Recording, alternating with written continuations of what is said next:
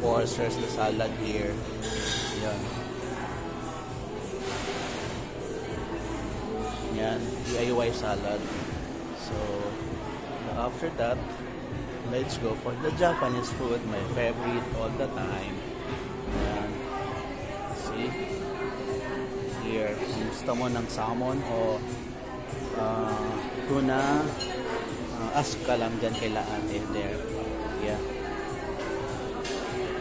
Sashimi. Ask mo lang hanggang nandyan. Bigyan ka. Sabihin mo kung how many person. Right? So, ito. This is how big is this. Ganito kalaki. Yung circle top. See? Yeah. And then the bar area here. Ito. Yan. Bar area naman nila. Here at Shang Pati.